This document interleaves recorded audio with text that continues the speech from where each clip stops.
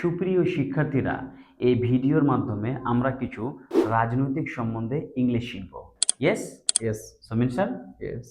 হত্যার রাজনীতি থেকে বিরত থাকো। Shun politics of killing.